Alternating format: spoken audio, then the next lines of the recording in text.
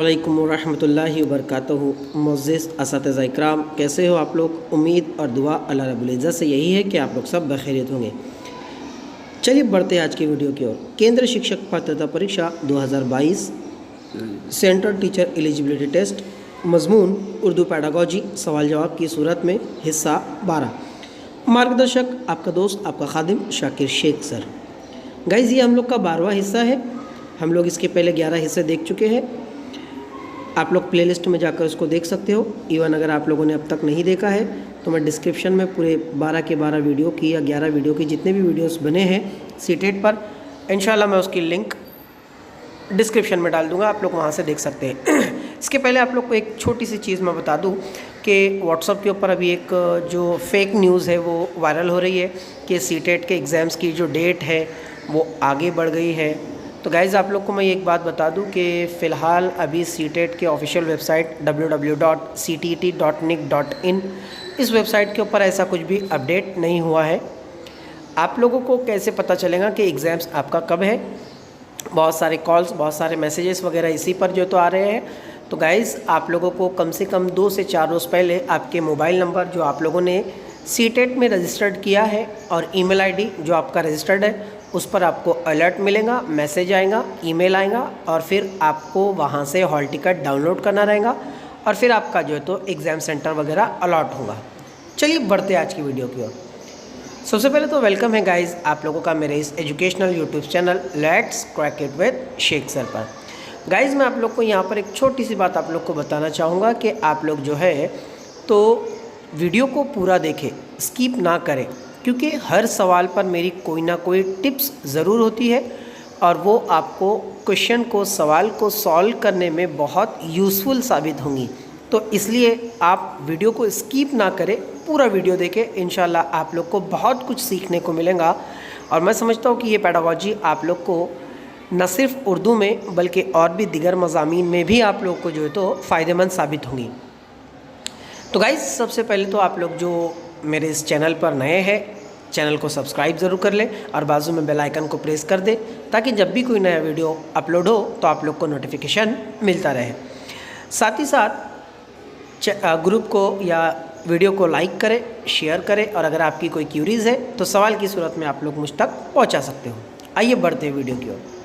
तो हम लोग जो देखने वाले हैं उर्दू पेडागोजी सवाल जवाब की सूरत में हिस्सा 12, ये हम लोग की 12वीं किस्त है। इसके पहले अल्हम्दुलिल्लाह 11 किस्तें हम लोग बना चुके हैं। पहला सवाल देखिए, पहला सवाल है आप लोग का कि तदरीस का ऐसा तरीक़ाकार जिसमें कमज़ोर तलबा ज़बान दानी की महारत में अपने साथियों के बराबर आ सके कहलाता है। यानी कमज़ोर तलबा को जो दूसरी क्लास में दूसरे उनके जो साथी हैं उनके बराबर वो जो तो आ सके, इस तरीक़ेकार को क्या कहते हैं? ठीक, तो पहला तरीका है आप लोग का, यहाँ पर आप लोग देखिए तो तशख़ीस कारी, जिसे हम लोग जो तो समराइजेशन कहते हैं। दूसरा है तरतीब नो, जिसे हम लोग रेन फॉर्मुलेशन कहते हैं। तीसरा है बाज़ मदाखलत, जिसे यहाँ पर रिमेडिटेशन कहा जाता है। और चौथा है नज़र सानी, जिसे रिवीज़न कहते हैं। तो भाई जब बच्चा कमज़ोर है तो उसका रिवीज़न कैसे कराएंगे? उसने अभी इस महारत को हासिल ही नहीं किया तो रिवीज़न कैसे होगा? तो ये ऑप्शन यहीं पर कट हो गया। ठीक, उसके बाद में तरतीब नौ यानी कि तरतीबवार उसको रिफॉर्मुलेशन जो है तो किया जाए, ये भी नहीं होगा। तशख़ीस कारी, ये भी नहीं होगा। यहाँ पर हमारा जो जवाब सही होगा वो बाज़ मदाखलत यानी कि रिमेडिटेशन, इसे मुआलजाती तदरीस भी कहा जाता है। क्या कहा जाता है? मुआलजाती तदरीस। ठीक, मुआलजाती तदरीस भी जो तो इसे कहा जाता है। आप लोग इसको जो तो याद रख लें, मुआलजाती तदरीस भी इसे कहा जाता है, जिसे रिमेडियल टीचिंग कहा जाता है। हिंदी में अगर कहा जाए तो उपचारात्मक शिक्षण जो तो इसे कहा जाता है। तो हमारा यहाँ पर ऑप्शन नंबर 3 जो है तो सही हो गया कि बच्चों को बराबर लाने के लिए जो तो मौलिम या जो तरीका इख्तियार करेगा उसे बाज़ मदाखलत यानी कि रिमेडिटेशन, ये जो तो उसे जो तो कहा जाएगा। ठीक, आइए बढ़ जाते हैं अगले सवाल की ओर। अगला सवाल है आप लोगों का بہت اچھا سوال ہے، دیکھ لیجئے کہ ملی جلی صلاحیتوں والے طلبہ کی کلاس روم کے طلبہ کو ایسا نصاب درکار ہوتا ہے۔ ملی جلی صلاحیتیں یعنی کس میں کچھ صلاحیتیں ہیں، کس میں کچھ صلاحیتیں نہیں ہیں، تو ایسے طلبہ کو جو تو کون سا نصاب تعلیم جو تو درکار ہوگا، ٹھیک، دیکھ لیتے ہیں۔ پہلا ہے جس میں وقفے سے طلبہ کو یکساں صلاحیتیں والے گروپ میں رکھا جائے، ٹھیک، کچھ حد تک لے کے چلتے ہیں ہم لوگ۔ دوسرا دیکھ لیتے ہیں جس میں سیکھنے کے مختلف صلاحیتوں والے طلبہ کے درمیان باہمی ربط ضبط کا زیادہ موقع دیے جائے یا دیا جائے۔ یہ سب سے زیادہ پازیٹیو پوائنٹ ہے ہم لوگوں کا، اس کو ہم لوگ جو تو محفوظ رکھ کر چلتے ہیں۔ کیوں؟ کیونکہ طلبہ کو جو تو باہمی ربط و ضبط یعنی کہ سوشل انٹریکشن کا جو تو ان کو موقع فراہم کیا جائے گا، ٹھیک۔ تیسرا ہے جس میں ریاضی اور زبانوں پر زیادہ زور دیا جائے، تو صرف ریاضی اور زبانوں پر زور دیا جائے یہ تو نہیں ہوگا، ٹھیک۔ جس میں کھیلوں اور زبانوں پر زور دیا جائے، صرف کھیلوں اور زبانوں پر زور دیا جائے یہ بھی نہیں ہوگا۔ اب یہاں پر ہم لوگ کا آپشن نمبر 1 اور آپشن نمبر 3 بچتا ہے، جس میں آپشن نمبر 1 اور آپشن نمبر 2 بچتا ہے، جس میں سے یہاں پر اگر ہم لوگ 1 کو دیکھیں، آپشن نمبر 1 تو یہ کچھ حد تک صحیح تھا، لیکن اس سے زیادہ کہیں بیسٹ ہم لوگ کا آپشن نمبر 2 ہے، جس میں طلبہ کو سیکھنے کی صلاحیت والے طلبہ کے ساتھ میں درمیانی ان کو جو تو بات چیت کرنے کا موقع جو تو فراہم کیا جائے گا، تو ایسا نصاب تعلیم جو تو فراہم کیا جائے۔ کیونکہ بچے کبھی کبھی ایسا ہوتا ہے کہ ایک دوسرے سے جو تو نقل کر کے بھی جو تو وہ سیکھ لیتے ہیں، بات چیت کر کر بھی جو تو وہ سیکھ لیتے ہیں، تو ایسا نصاب تعلیم جو تو ان کے لیے بہت زیادہ ضروری ہے۔ آپشن نمبر 2 یہاں پر ہم لوگ کا صحیح ہو گیا، ٹھیک۔ آئیے بڑھتے ہیں سوال نمبر 8 پر۔ زبان کی تدریس کے کلاس میں خصوصی صلاحیتوں والے طلبہ میں وابستگی، کامیابی، عزت نفس کے احساس کو فروغ دیا جانا چاہیے۔ اس کے لیے ضروری ہے کہ آپ یہاں پر 3 پوائنٹ آپ لوگ یاد رکھ لیجئے، وابستگی، ٹھیک، 1 منٹ، ہاں، وابستگی، کامیابی اور عزت نفس، یہ 3 چیزیں طلبہ میں جو تو فروغ دینی ہے، ایسے احساسات کو فروغ دینا ہے۔ اب اس کے لیے کیا ضروری ہوگا، ٹھیک، آپشن نمبر 1 دیکھ لیتے ہیں۔ ان طلبہ کی مخصوص ضرورتوں کے پیش نظر باصلاحیت اساتذہ کا تقرر کرنا، تو بھائی صرف اساتذہ کا تقرر کر لینے سے طلبہ میں جو تو یہ ساری چیزیں ڈیولپ ہو جائیں گی، ایسا نہیں ہے۔ دوسرا دیکھ لو، ان طلبہ کو ایک ساتھ رکھا جائے تاکہ وہ اسکول کے ایسے دیگر ساتھیوں سے مل جل نہ سکے، ٹھیک، مل جل نہ سکے۔ یاد رکھو اگر یہ نا شبد نہیں ہوتا تو ہمارا جواب کہیں نہ کہیں یہ ہوتا، لیکن یہاں پر یہ نہ آنے کی وجہ سے آپشن نمبر 1 اور آپشن نمبر 2 یہ نہ آنے کی وجہ سے جو تو یہ کٹ گیا۔ تیسرا ہے مختلف نوعیت کی درسی کتابیں فراہم کی جائے، صرف کتابیں فراہم کر دی جائے یہ بھی نہیں ہوگا۔ مل جل کر سیکھنے، باہمی تعاون اور بات چیت کے مواقع فراہم کیے جائے، ہاں بھائی یہ پوائنٹ سب سے زیادہ ہے۔ سوشل انٹریکشن، وہی بات ہے جو اس کے پہلے کے کوشچن میں کہی گئی تھی، کہیں نہ کہیں بس سوال کو تھوڑا سا گھما کر پوچھ لیا گیا ہے۔ تو بچوں کو مل جل کر باہمی تعاون اور بات چیت کے مواقع فراہم کیے جائے، یہی جو ہے تو وابستگی، کامیابی اور عزت نفس کے احساس کو فروغ دینے میں سب سے زیادہ مفید، فائدہ مند اور ضروری ثابت ہوگا، ٹھیک۔ تو یہاں پر آپشن نمبر 4 ہم لوگ کا جو تو صحیح ہو جاتا ہے۔ آئیے سوال نمبر 9 کیا کہتا ہے کہ درسی کتابوں کے سوالات بعض اوقات کم تر سطح کے یا حقائق پر مبنی ہوتے ہیں، اس صورت میں استاد کیا کرنا چاہیے استاد کو، ٹھیک۔ پہلا ہے درسی کتاب کا استعمال کم سے کم کریں، ٹھیک، کچھ تک لے کے چلتے ہیں۔ دوسرا ہے آپ لوگوں کا پڑھنے کے زیادہ سے زیادہ ادبی پڑھنے کے لیے زیادہ سے زیادہ ادبی تحریریں تجویز کرے، ٹھیک ہے۔ آگے بڑھتے ہیں۔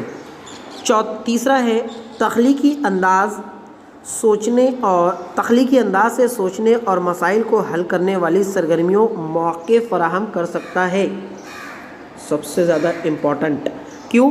کیونکہ تخلیقی صلاحیت یعنی کہ خود سوچنے سمجھنے کی صلاحیت طلبہ میں جو تو پیدا ہو سکے، اس کے مواقع فراہم کیے جائے۔ یاد رکھ لیجئے جہاں پر بھی مواقع فراہم کیے آئے یہ آپ لوگ کا پازیٹیو ٹیگ ورڈ ہے، سب سے زیادہ پازیٹیو، تخلیقی انداز، سوچنے سمجھنے کی صلاحیت، مسائل کو حل کرنے کی صلاحیت، مواقع فراہم کرنا، یہ سارے جو تو پازیٹیو ٹیگ ورڈ ہے۔ پازیٹیو ٹیگ ورڈ کے اوپر ہم لوگ کا ایک اور ویڈیو بھی بن چکا ہے، آپ لوگ جو تو پلے لسٹ میں جا کر دیکھ سکتے ہو۔ چوتھا ہے آپ لوگ کا اس طرح حاصل کردہ معلومات کی بنیاد پر سبق تیار کرنا۔ تو بھائی یہاں پر آپشن نمبر 1 بھی غلط، آپشن نمبر 2 بھی غلط، آپشن نمبر 3 بھی غلط، یہاں پر آپشن نمبر جو 3 ہے آپ لوگ کا یہ صحیح ہے، آپشن نمبر 4 غلط ہے، میں غلطی سے 3 بول دیا ہوں، آپشن نمبر 3 جو تو آپ لوگ کا صحیح ہے، آپشن نمبر 4 غلط ہے، یہاں پر یہی ہم لوگ کا جو تو صحیح جواب ہوگا۔ ٹھیک، آئیے بڑھ جاتے ہیں اگلے سوال کی اور۔ دیکھ لیجیے اگلا سوال کیا کہتا ہے، ای آموزش۔ ای آموزش کیا ہے؟ ای آموزش، یہاں پر ای سے مراد الیکٹرانک ہوتا ہے۔ اب یہاں پر دیکھو، فاصلاتی تعلیم، ڈسٹنس ایجوکیشن، یہ کیسے ہوگا؟ دستاویزی فلم، ڈاکیومنٹری فلم، یہ بھی نہیں ہوگا۔ ٹیکنالوجی کا استعمال کرنے والی ترکیبی آموزش، ہاں بھائی یہ ہے ٹیکنالوجی، مطلب کہ ای مطلب کہ الیکٹرانکس، کہیں نہ کہیں جو تو اس سے بنا ہے۔ آموزش کا مطلب ہوتا ہے سیکھنا، لرننگ۔ ٹھیک، ہندی میں کہا جائے تو ادھیگم، ہندی میں کہا جائے تو ادھیگم۔ ٹھیک، ادھیگم اسے کہتے ہیں آموزش کو۔ ٹھیک، اور چوتھا ہے ہارڈ ویئر سرگرمی کے ساتھ مربوط کرنا، یہ بھی نہیں ہے۔ ٹھیک، یہاں پر ہم لوگ کا آپشن نمبر 3 جو ہے تو صحیح ہو جاتا ہے۔ آگے بڑھ جاتے ہیں۔ ٹھیک، ایک منٹ، ہاں سوال نمبر 11 ہے آپ لوگ کا، کلاس 3 کے طلبہ، کلاس 3 یعنی کہ جماعت تیسری کے طلبہ، سوم کے طلبہ میں ادبی تحریر کی صلاحیت کو فروغ دینے کے لیے درج ذیل میں سے بہترین طریقہ کون سا ہوگا؟ ٹھیک، تو تصویروں کا استعمال اور ان میں باہمی بات چیت، یاد رکھ لیجئے تصویروں کا استعمال اور باہمی بات چیت اچھا پوائنٹ ہے۔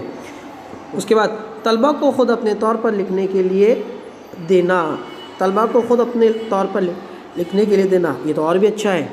ٹھیک، اس کے بعد کسی تجویز کردہ موضوع پر تفصیلی بات چیت کرنا۔ بھائی 3rd کلاس کے طلبہ سے آپ لوگ تفصیلی بات چیت کیسے کرو گے؟ بورڈ پر اس کے خاکے پیش کرنا، نہیں، غلط۔